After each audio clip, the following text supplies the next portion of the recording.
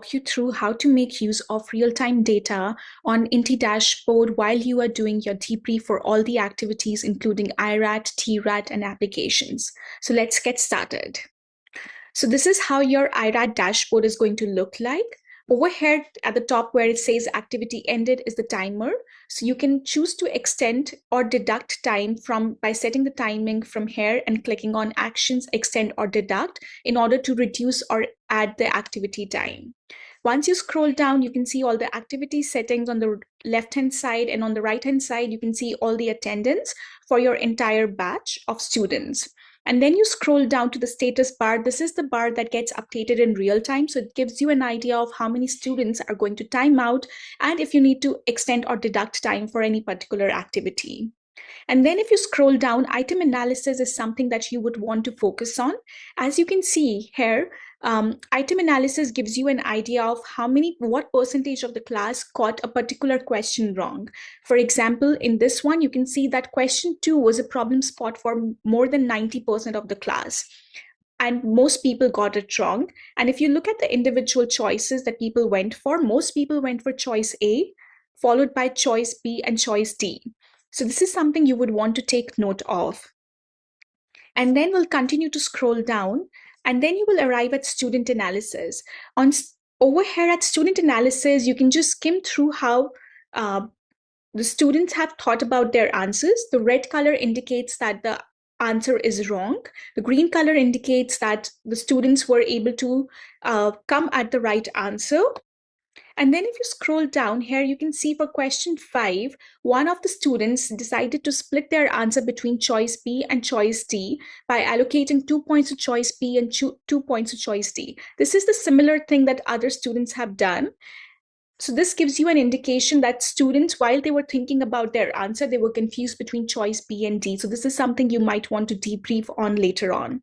And then if you scroll down over here, you see that one of the students has actually allocated 1 point to each of the answer choices. That means they were not sure what is the correct answer.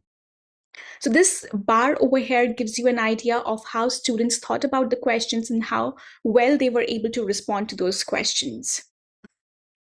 Moving on, we will go ahead and shift over to the TRAT, which is the Team Readiness Assurance Test. So while teams are taking the Team Readiness Assurance Test, this is how your screen is going to look like. Over here, generally, there is a timer.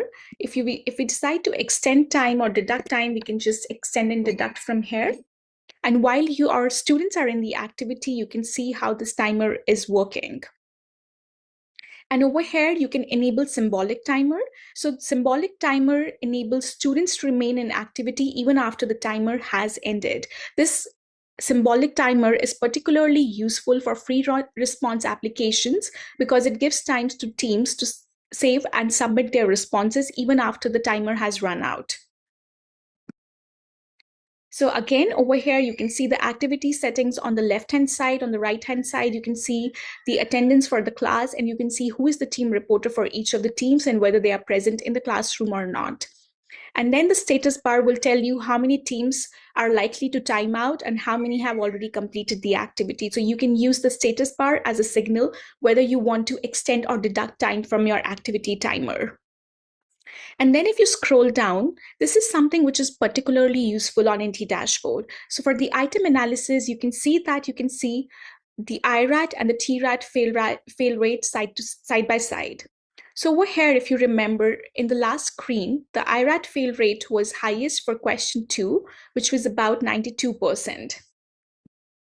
And when we went to the TRAT, even after peer discussion, most of the teams got the question wrong. So definitely you would want to spend a lot of time on question 2 debriefs to make sure that your students were able to rectify all the misconceptions they had about that particular subject matter.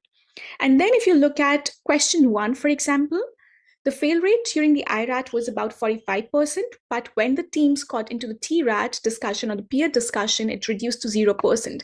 So you might not want to spend a lot of time on question 1 and similarly on question 3, but you might want to focus your debrief session on question 2, question 5, and probably question 4. And then there is something called as the clarification request. So generally when teams are in the activity and they are not sure about a particular question, or they would like to appeal, they can submit a clarification request. So you would receive this in real time.